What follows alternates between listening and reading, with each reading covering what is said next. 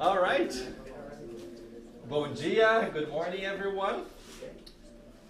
So before, as we like to do before we start with our talk, I'd like to do one announcement that we've been doing in our social media, but April 5th, not this Wednesday, the next Wednesday, we will have a special guest, Guilherme Velho. He's coming from Brazil to talk about the immortality study in light of psychograph, or in light of the mediumship phenomena. A imortalidade estudada à luz da psicografia. So we're very excited. First time that Guilherme is coming to the West. I think he went to the East a couple of years ago, and he's coming here to Calgary on April 5th, and he'll also be going to Edmonton on April 6th in our with our friends from Seeds of Light. So we'll be starting at 7 p.m. with a get-together, a coffee break with everyone, and then we'll start the lecture, the talk at 7:30. If you're able to, let us know if you plan to come, because then we can make sure that we have the space prepared for everyone. Hopefully we'll have full house, and if that, we can remove those walls there and we can adjust our space to accommodate everyone. So please let us know if you're planning to come so we can adjust accordingly. Yeah, where's my book? Here. So today, to start with our harmonization text, today I'll read Our Daily Bread from Francisco Cândido Xavier by the Spirit Emmanuel. The text is 119, and the title is Always Be of Assistance. And the passage is, "But Paul answered, 'Why are you weeping and breaking my heart?'" One of the most dramatic passages in the Acts of the Apostles describes Paul of Tarsus' preparation to face the testimony that awaited him in Jerusalem. There is not a shadow of hesitation in the heroic soul of this fighter. As usual, his spirit is ready, but his companions are weeping and lamenting, eliciting a painful question that flows from the sensitive and valiant heart of this warrior of the gospel. In spite of his indomitable, serene energy, Paul felt the lack of friends as courageous as himself. His travel companions were sincerely ready for death. However, they did not know how to express the sentiments of a faithful soul. Weeping and lamenting never helps in moments of difficult testimony. Whoever weeps beside a friend in a precarious position undermines his or her endurance. Jesus wept in the garden of Gethsemane when he was alone, but in Jerusalem, under the weight of the cross, he tells the kind women who were supporting him to stop their anguished tears. On the morning of the resurrection, he asks Magdalene to explain the reason for her tears at the tomb. This lesson is of great significance for all disciples. If a loved one has endured a necessary affliction for a long time, do not fall into useless desperation. Complaining solves nothing. Instead of embittering him or her with our tears, reach out. Beautiful text. So let us pray. So let's find a comfortable place in our chairs. Take a deep breath. Raise our thoughts, our sentiments to our Father God, to Jesus, our Master, to each one of our spiritual guardian angels, and to the entire spiritual team of FSS. And as Jesus taught us, let us first be thankful.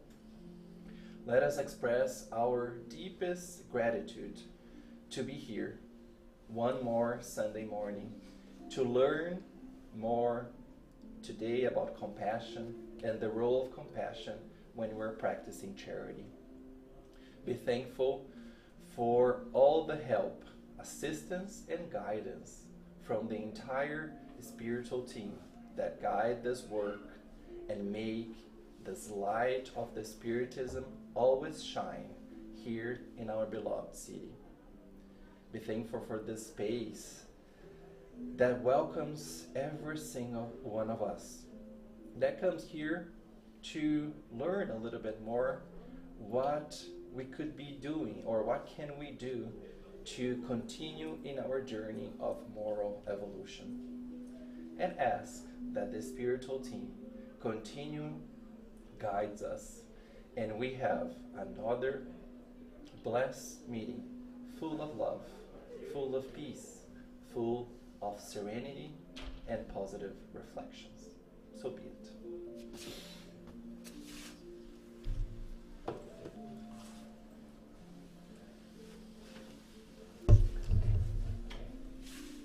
Okay, so today we're going to talk about how have all of us been exercising this virtue of compassion when practicing another virtue of charity. What is the relationship of us practicing and putting into practice compassion when we are doing charity? When we're doing charity with our brothers and sisters, when you're doing charity with our own selves, because you got to start inside so we can help the outside. So we're going to try to relate and try to not clarify, but searching all the texts or the basic books from the Spiritism doctrine, understand what do we mean by charity? What do we mean by compassion? And how those two are interrelated. And you're going to see how compassion will be the same way when we go to university and we start taking courses. And to take one course, we got to do some basic course first that we call prerequisite. Compassion will work as a prerequisite when we are doing the charity test, let's call, or the charity course. And we're going to see how that is a prerequisite, or it serves as a bridge between us, the other, and even within ourselves. How is that bridge important? How this, what Arthur Valadares called a pipeline of love. How is that pipeline of love makes an importance, and how is that important when you're practicing charity? As I like to bring, there's a lot of text here, but as you might know me, I'm a huge fan of Arthur Valadares and all his reflections, and I'm going to be using a lot of his reflections, and he uses a lot of books, and two that really call my attention is Spirit of Truth, or Espírito da Verdade, in a text called Be Compassionate. There's more, but there's another one that I truly recommend, Jesus no Lar, Mensagem de Compaixão, or Jesus in the Home, Message of Compassion. It's a beautiful book, and this message, I'm going to just use some tangible examples that Jesus taught the disciples when and how to practice compassion. But I encourage all of you to read the entire text of compassion and all the other texts in that book. I want to start in a lighter note, a meme that I came across in Instagram. I will translate for you, Atila. It will go like this. Come on, dude. If you don't have your brother, you're going to the umbral. And then someone says, but Kardec, we cannot write like this. He said, okay, so just right there. Outside charity, there's no salvation. I just want to start, because this is, it's a key stone in the Spiritism about the charity, right? Kardec didn't say outside Spiritism, there's no salvation, or outside church, or outside anything else. He goes into the virtue. Outside charity, there's no salvation. So that's why I want to bring this in a lighter note, just to emphasize the importance of this virtue and this practice in Spiritism. Some of the key objectives or some of the answers that will not answer, but we shine some light. Light is, as I've been mentioning, what is the importance of compassion in the practice of charity? What is our understanding of compassion? Maybe, hopefully, we can shine some different light or additional light into the definition of compassion and how can we exercise compassion, that I'm going to bring the text, Be Compassionate, from Jesus no Lar, Jesus in the Home. So I want to start with this strong sentence from the book O Espírito da Verdade, the Spirit of Truth. This is, it's different spirits that wrote this book with Chico Xavier and Valdo Vieira. And this is the spirit Kaibar, and he says, without compassion, there is no charity. Very to the point. And he didn't say with a little bit of compassion or with 50% of compassion, sometimes compassion, somewhat compassion. No, he says without compassion, there is no charity. Why? Just let's have a little bit, maybe some thoughts. Why without compassion, there is no charity? Why do you guys think that compassion plays such an important role when practicing charity? Love. Love. Compassion is about love. Love your neighbors. Yeah. What else? If you only have money to give up, without compassion, doesn't mean nothing. Mm-hmm. You need to give, of course, but have a feeling of giving. Yeah. And we're going to learn the concept of charity.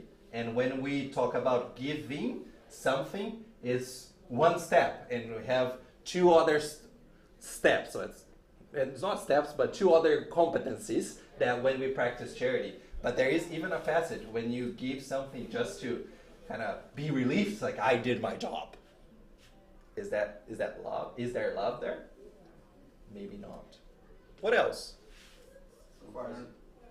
Sometimes if you just take your time just to listen, like Listen. just to give your time doesn't matter. Yeah. You don't have to be like a material things, just your time. Exactly. Yeah. What else? Attila? To be, maybe to be truly compassionate, you have to really think about something other than yourself in its entirety. Mm-hmm. So you have to release your own ego, release your own preconceptions, release your own selfishness, and from that is when you can truly be charitable to others, because both of those virtues are grounded in a thought of something other than ourselves. Other than ourselves. Exactly. And when we do that, we put, we take ourselves from ourselves, if that is right to say, but we understand. And you're going to say understanding, one of the spirits, I think it's Kaibar or Emmanuel, that says, and we're going to talk about the role of understanding the other. Not just doing it for the sake of doing it, but what is that is happening? Listening, putting my, whatever I'm feeling or what I want for myself, a little bit aside, and then I can dedicate and do something for the other. But here is actually a but. Understanding, as we're going to see, and putting ourselves on the shoes of other is step one. There is a second step that is required and mandatory to truly be compassionate. I won't say it right now, but we're going to take a look further. Cliffhanger, exactly. Good. So, what is the definition of charity according to the Spiritist doctrine? Who remembers? Kardec was very keen, and there is a question in the Spirit's book that ask, what is the definition of charity? As humans, we love definition because then we can ground ourselves. Okay, tell me what is that so I can do it. So how Kardec describes charity? I think there are three aspects. Yes. One is benevolence and kindness. The other is indulgence for other shortcomings. And then the third is quick to forgive, I think. Absolutely. You pass the test. Pass the test. So, Kardec asked, as smart as he was, let's define this thing. If this is the key cornerstone of Spiritism, let's define it. Question 886. What is the true meaning of the word charity as Jesus understood it? Benevolence towards everyone, indulgence toward the imperfection of others, and forgiveness for offenses.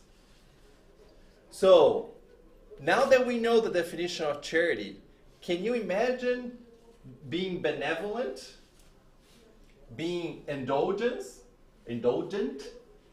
and being forgiven without practicing, without loving, without understanding? It repels, right? It doesn't go the same way. Does that make sense? Yeah? So let's take a look.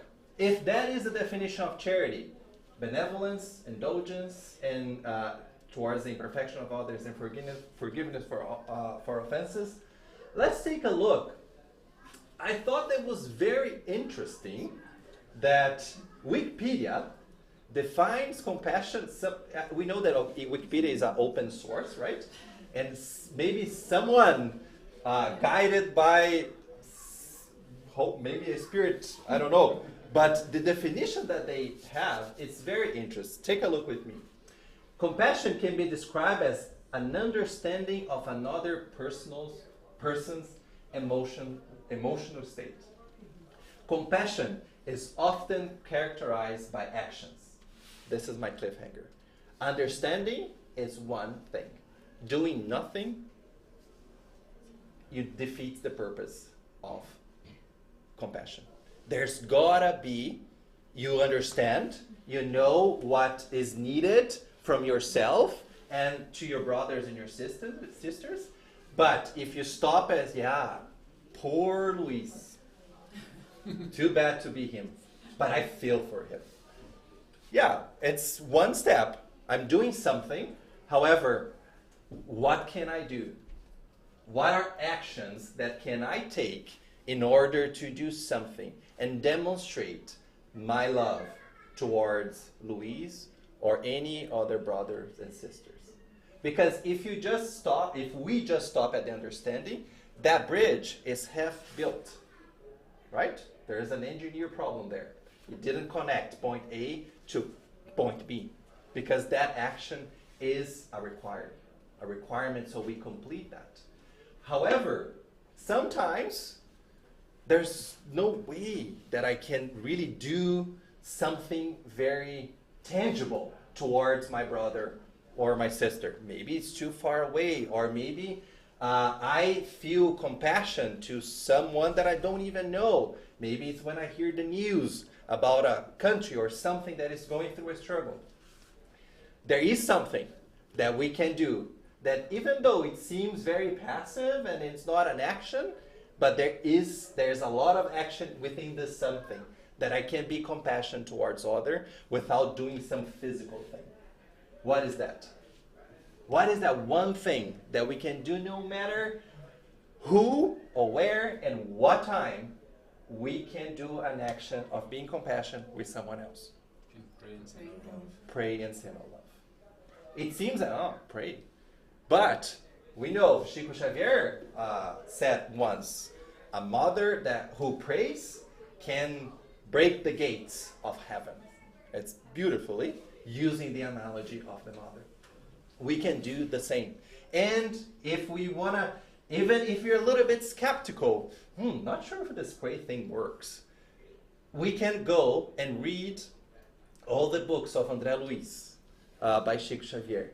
There are hundreds of examples of how a pray works and how the spiritual team can take that prayer and really help the brother or sister that is going through a struggle, and how that is powerful.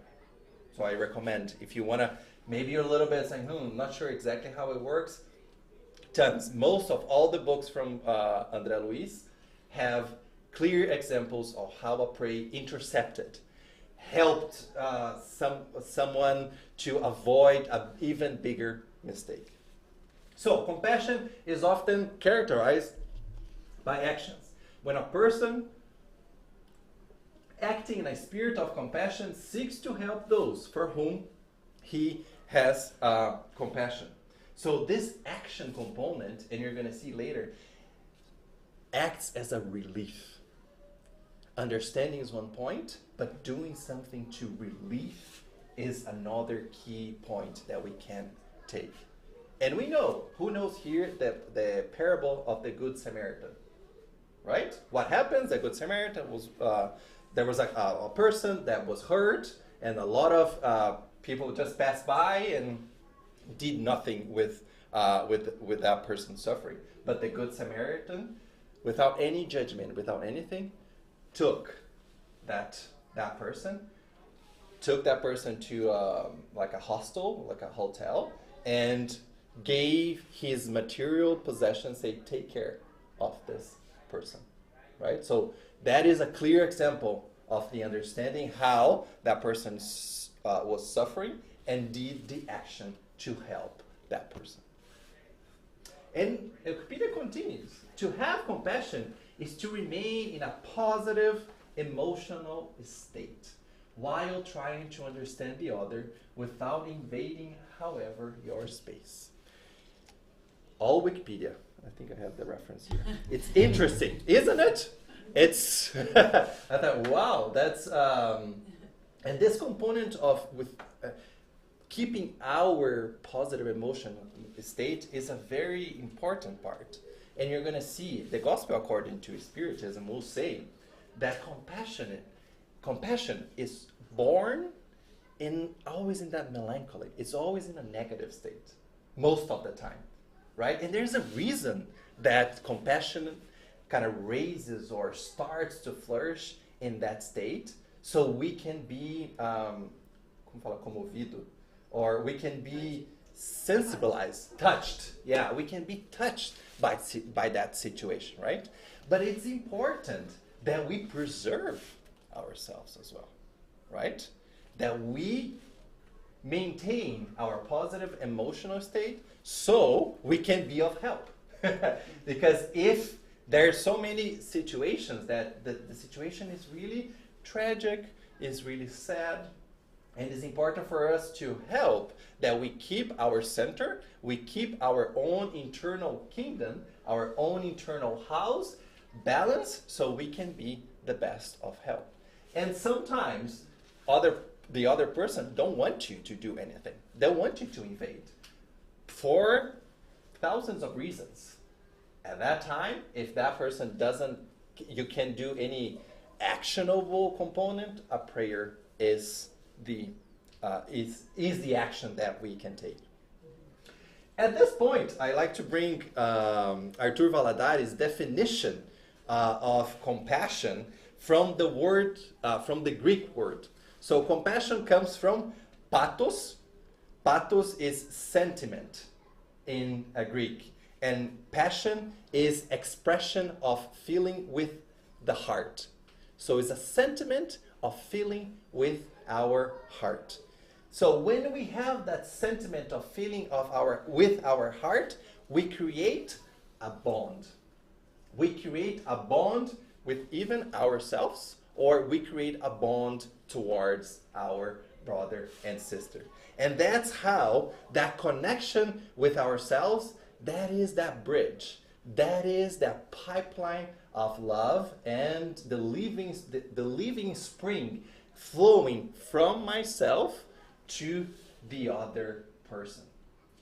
And he adds, saying that when we are in that situation of compassion, that melancholy, or that situation that is not so positive, and we recognize, understand, and we decide to do an action towards our brother, he kind of uses an analogy that at that time, God knocks the door of our heart and say, Luis, I have all the resources that I can provide to you so you can help your brother and sister.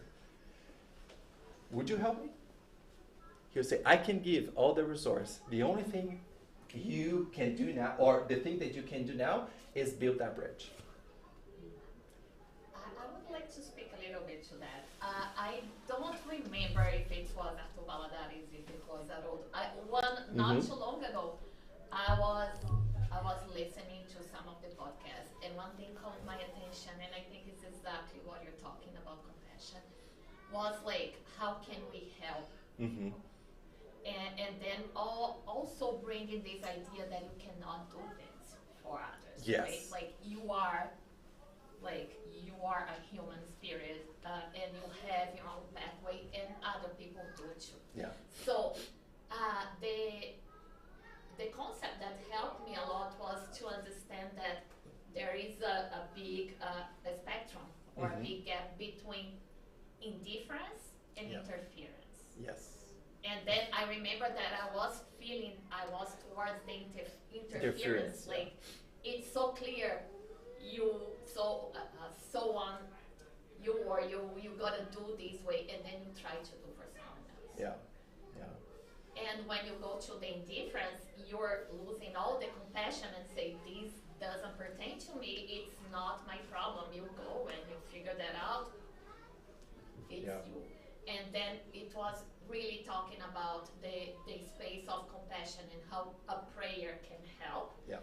And even talking from like a scientific perspective and like neuroscience and thoughts, how one positive thoughts that you send towards someone, this is also energy. And then if we have, when you were talking about compassion in prayer, I was just thinking here about Ukraine, and I said, oh, go figure. Like you can send all the prayer yourself, but Putin will not change. But then you're talking about one. Wow. You're talking about one bird trying to stop a fire, right? Yeah. But then if we do that collectively, and if we come from I don't care to I will try to solve the problem to I will do whatever it is in my arm's reach, and that is prayer. Exactly. That is the compassion. So I like this. I was like, okay, I will try to write it down so I don't forget that Absolutely. I cannot do for someone else, but I can pray.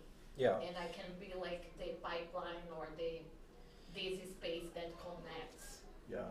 You can be of assistance, but we know that we cannot save anyone. That's clear, right? I cannot save it. The only person that I can save, even from myself, is myself. Is me. I can only have the power of doing and making any change within myself. Right? We cannot say, I'm going to solve all your problems, and that's otherwise it defeats the entire purpose of the law of progress and the law of work. Right? Otherwise, hey, please help me here, and then I sit here and just, you do the work. It doesn't, what's the merit of doing that, right? But you can be of that assistance, right? You can sometimes provide that listening that person might need.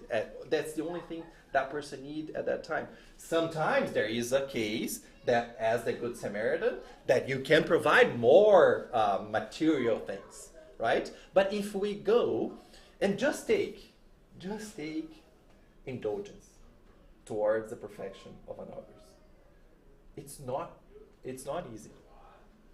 I don't know if you agree with me, but just to understand, when somebody made a mistake towards you, towards someone you love, and just understanding that person is as imperfect that I am, that it requires a lot of effort from ourselves. Just to separate the person from the situation that happened and say, I could have done that, maybe. Or if I could not have done that, I could have done something worse, or just different that can damage or do something negative to the other. Just that indulgence in understanding that we are all here as imperfect spirits, that requires, at least in my opinion, a lot of thought, a lot of effort to really realize that. Because without that, how can I forgive something that might have happened to me? And how can I get away of maybe the negative environment that I'm creating within myself, cultivating, darn person B, why have you done that? Why did you do this? I can't. And you just leave on your own kind of vicious cycle, and you can move forward. So only that, it's already a lot of work. Sometimes we do this to ourselves. To ourselves, because we might made a mistake and it's like, damn, Luis, darn it, you know that, and you keep punishing and punishing and punishing yourself. So compassion actually starts with our self-compassion. Yeah, Luis, for 1,000 times you made that mistake, but okay, let's learn. What can you do differently, right? Understand yourself and having love with our own self, so we can keep going. All right.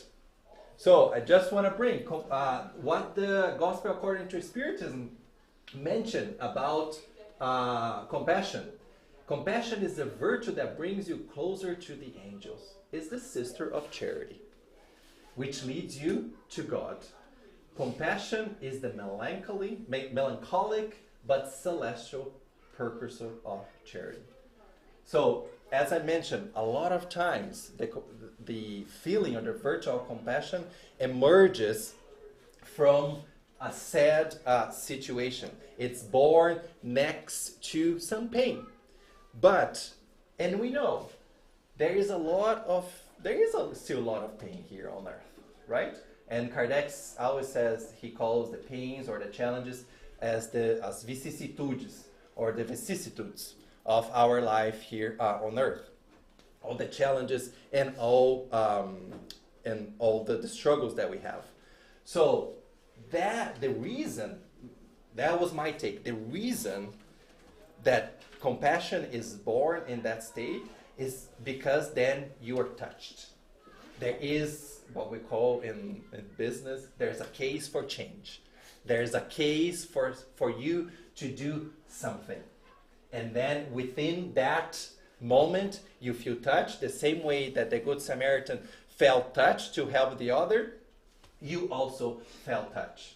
Because, let's be honest, as imperfect that we are as humans, I can just speak for myself, and when everything is so good, happy, there's no challenge, it's a little bit, the compassion might not be there yet, right? But when we are hit with something that really kind of touches your heart, and you have that call, say, let me do something for myself or for someone. I think God, with all his perfection, he did that on purpose, so we can be stronger and we can be motivated in that melancholic state to do something towards ourselves or the other. And here is what I've been mentioning, compassion as a pipeline that takes the living spring of charity and love to our brothers and sisters. So that is the bridge. That is when I say, hey God, use me. I can be that bridge and I can help someone. Will I be able to solve and save everything? No, but I can alleviate. And even the whole premise of the Spiritism doctrine is to be of a counsel, is to be of understanding and alleviate our pains, so we can play a part in alleviating and consoling and helping the others and ourselves within our own capacity and our own strength. Sometimes, as humans as we are, we see person A doing, oh my God, it's like how that person can do that. It's like all dedicated, all X and Y, help himself, that person itself and others, and it's like, yeah, man, I'm so, like, I don't do anything. That comparison always leads us not to a positive state of mind. It's important that we recognize what is possible for Luis. What is my capabilities now? What I can do? What others are doing? Great. Awesome. Can I learn? Yes. Can be as a model? Yes. But let's see what I can do, what's my capacity right now to help myself and the others. Right? So, my question for everyone to reflect. What have been my efforts to build, maintain, or increase our bridge or pipeline of compassion for the true realization of charity? And this is for our own self-reflection. I have several bridges, or I have one bridge. I have half of a bridge, or maybe my pipeline is a little bit clogged. It's for all of us to think about. How am I doing that? How am I building that bridge? And here is, again, just to reinforce, this is from the book Livro da Esperança, the book of hope, that talks about compassion has two components. First, the role of compassion is to understand, put ourselves on each other's shoes. The other function is to relieve and to restore whatever the brother or sister or someone else is facing. Because there's a lot of time that we take a different route. Instead of relieving or instead of helping, we stop beating ourselves, as we mentioned, and you start blaming, right? We beat ourselves for something that we did wrong, and we blame ourselves for something we did wrong, and we do that with others. It's like, told ya. That's what I told, that you should not do that. That does not. Can you imagine? We try to exercise the understanding component. You did something, you're not feeling good for what you did, and someone come to you and say, told ya, Luis. That just makes things worse. Right? So Emmanuel calls for understanding and restoring and finding that relief. Whatever that means, to restore for ourselves and for the others. And there's always, on that relief component, the moral component of understanding, the same way that I can put myself on the shoes, that it's my role as an immortal spirit to do to others what I would like to be done to me, right? So that's the moral component. I understand that. I understand my role, and I can do something. And the other one can be the material. The material can be giving the same way that the Good Samaritan gave the hostel, or put the hard person on the back of his horse, or also the material can be my time. As we just said, listen. And sometimes just listen is the best thing that person can take advantage or can help that person with. And here Emmanuel always bring, I think it's from the book, Receita de Luz, or Recipe for Light. Emmanuel says, compassion is a recipe for light for the soul to ascend to the divine realms. However, it somehow resembles a medical prescription in relation to health. For it to reach the precise effects in ourselves, it is not enough if it is recorded safely and accurately only in our feelings. We must be willing to use it. So you go to the doctor gives you a prescription, and you file that prescription. Now problem solved.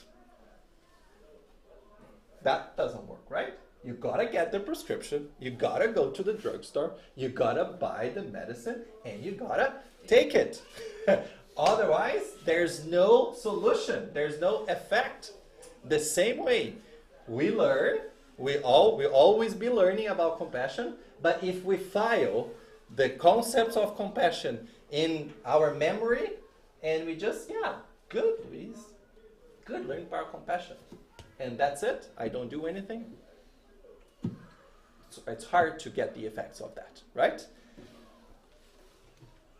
So how many of our feelings of compassion have become tangibly helpful to us and to others?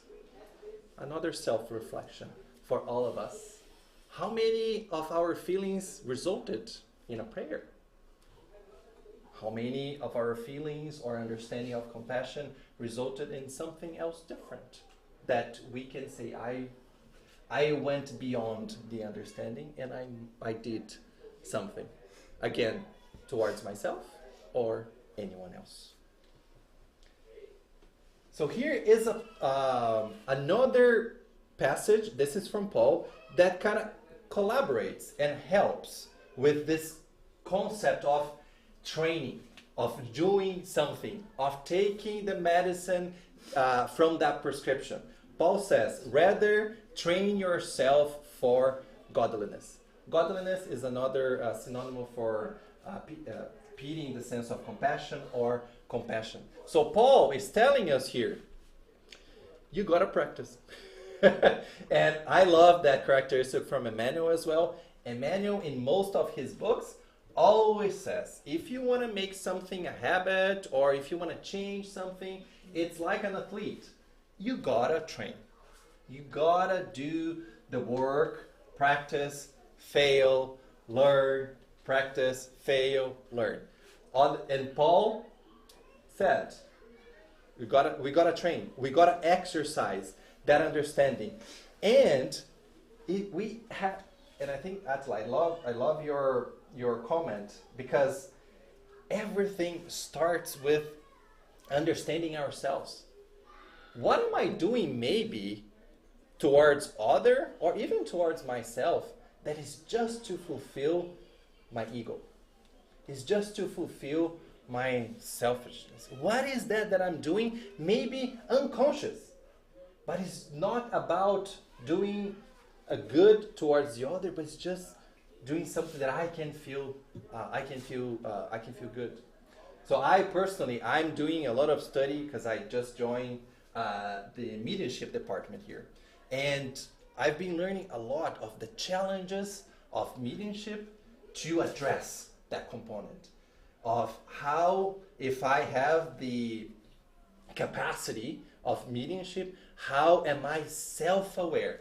How am I encouraged and empowered and aware that I have to do all the efforts and be in that state of mind that I'm not a medium, but in the faculty of mediumship, that I'm just a vehicle. It's not about me. It's about me receiving the message, but understanding how the message is important for me, for my own moral evolution, and then helping towards others. So that self-reflection, that self-awareness that Santo Agostinho mentioned, know thyself, kind of putting our head at the end of the day in the pillow and say, yeah, Luis, what have you done? What have you done that is really good for you as an immortal spirit, not for you as Luis incarnated only on this earth. So that training starts right there, with knowing our own selves, with being uncomfortable with the uncomfortable. Because just knowing ourselves, sometimes I thought I had that figured out. Or this, it hurts a little bit that I know that I have this imperfection. But that's okay. We're all sons of God. And we are here on this journey to do a few steps. Maybe I'm not going to be able to fix everything, and that's okay. We have the eternity to do that. And here is the message of compassion that I mentioned that brings some examples. So Jesus were talking with the disciples, and there was I can't imagine, darn, Jesus, this is hard. Tell us how to exercise this compassion when we face so many challenges. So let's work through 2 or 3 examples. So, Master, added James, son of Zebedee, and how to act before the one who attacks us brutally. So at that time, a lot of attacks. And Jesus was saying, be compassionate. But how am I going to be compassionate if I was brutally attacked? It seems that Jesus was here just this morning, right? It's really the same situation that we face nowadays. What Jesus says, a man who is driven by violence, emphasize Christ kindly, must be mad or poisoned. Let us help him recover. What an example of indulgence. What an example of that person is in ignorance. That person doesn't know what he or she is being doing. Yet. That person will, as every one of us, will enlighten that ignorance. But there is this invitation. There's a perfect invitation of indulgence. And be kind to that person. We know that's not easy. But we know that the Spiritist doctrine always says, don't return whatever offense in the same way that you received that offense, right? Sometimes, if we receive that offense, the best action you can take is silence, right? I'm not saying here, sometimes we are brutally, physically attacked. I'm not saying, beat me up. No, that's not what I'm saying. Sometimes we have to protect ourselves. Even maybe a dog comes to us, and by fear, we need to get away and protect ourselves. But I'm saying not to, because sometimes we are trained just to give harder. If you receive harder, give harder. But is that an act of compassion? Is that how we would help ourselves and that person? Because if you think about, if we keep giving harder and harder, that the situation will only escalate and will get worse, worse, and worse. And what else?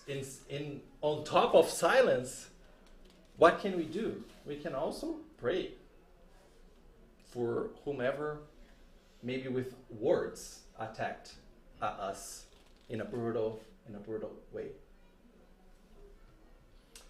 Another example. Master, what about when our house is plagued by crime? How will I proceed before the one who betrays my trust, who dishonors my name, or bleeds my home? The Master says, have pity in the sense of compassion on the delinquent of any class, Jesus explained, and do not wish to violate the law that your neighbor disrespected, because the persecutor and the criminal of all situations carry a burning fire. One fault does not rescue another fault, and blood does not wash blood. Forgive and help.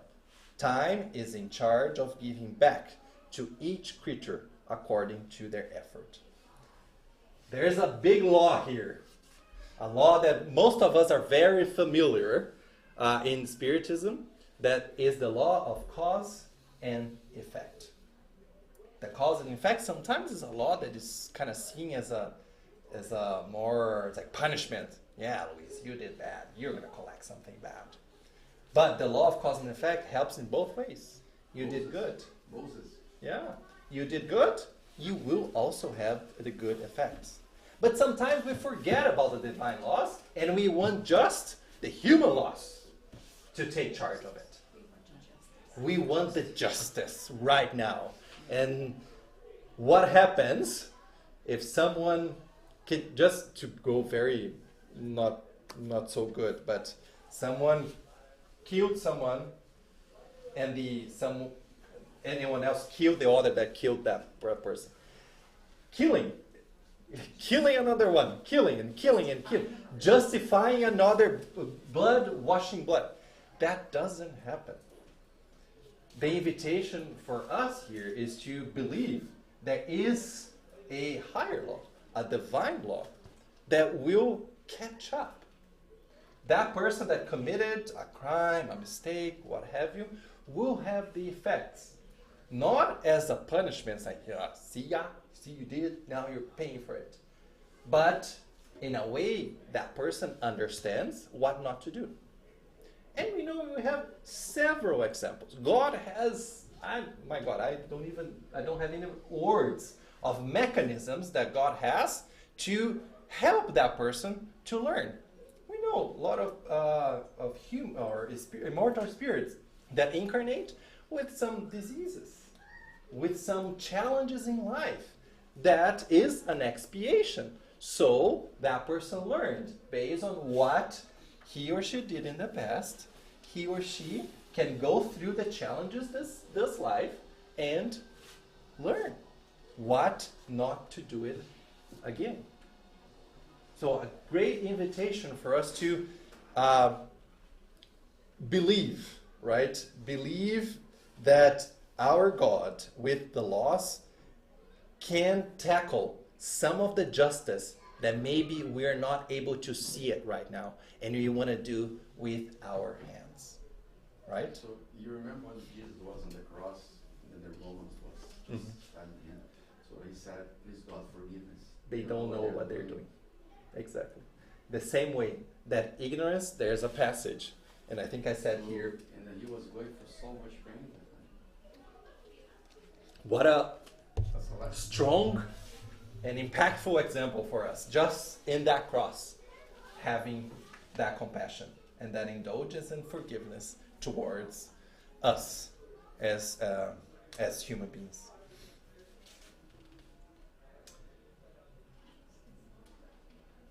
So here is a passage again from the Spirit of Truth. Sometimes we as humans, we crave first for a definition. What is it? Tell me, what is charity? What is compassion? Second is, tell me, how do I know I'm being successful? Tell me, how can I assess myself if I'm doing what I'm supposed to do? And there is a kind of a glimpse in this text about how do I know if I'm being compassionate and charitable the way that Jesus explained. He says, only consoling compassion brings joy to the spirit, creating elevation and value. Let us flee the apparent compassion that is manifested in crocodile tears, gestures and pompous exclamation, and the artificial scenarios of pretense. Commiseration, which is the act of compassion, is measured by the fraternal devotion and solicitude it promotes. The same way, and Arthur uses an analogy. So if we were appreciating a tree that produces a fruit, the good component of that tree is not only the leaves or how sturdy it is, but what we see, or the flowers that that tree produces. What we really judge that tree is, if it's an apple tree, how good is that apple that tree produces? How good is that peach? Or how good it is, because is that peach or that apple that produces and help us feeding our souls, feeding and giving sustenance of our souls. The same way, how am I, if I'm doing something towards the other, am I promoting solicitude? Am I devoting myself? Am I renouncing my own self, putting my own self aside to do something, the good for the good? It's doing the good for the good. Not expecting, ooh, maybe my name will be highlighted here or there. So that's kind of a check and balance for us when we're doing something. So you have to prepare the soil. You have to prepare the soil. Exactly. And how do you prepare the soil? If we analyze ourselves. Take a look at, have a meeting with Luis and look at my heart and say, okay, what's my intent here? What do I want? I want something for me, or it's okay to have something for me when I'm analyzing myself because I want to improve myself. But am I putting my own interests on top of how to help the other? So that's for us to analyze and be not the judges of ourselves, but just to assess our own behaviors and attitudes. And to end, This is from the text Be Compassionate, saying, and with certainty that the sincere compassion never express cowardice to overthrow the good, nor ridiculous to excite the laughter of others. Let us embrace it as a force for the renewal of souls and the interior light of true life, eternalized by God. Be compassionate. So just to be compassionate, there's a lot of courage that is required. Courage within ourselves and courage with others. There is a lot of need for dedication and strong will. And with your example, Juliana, with wars, because sometimes we think, oh my God, just me? What am I going to do? But if 8 billion people think that way, we're not doing our part. The world is struggling. We are all in challenging times. So that courage, that dedication, that strong will, connect our will with God's will to do something. And the same way that the Good Samaritan, when he saw that other person hurt, he was moved by compassion. So my invitation is, let us be moved. Let us be touched by some challenging situations so we can answer God's call and we can be of use for God's resources that are eternal. There's no end to God's resources. And we can build that bridge or that pipeline of love and charity towards ourselves and towards all our brothers and sisters, no matter where they are and who they are, so we can play a role in helping us and the entire society. Thank you. Thank you. As crianças estão prontas? Só fala que é para fazer oração.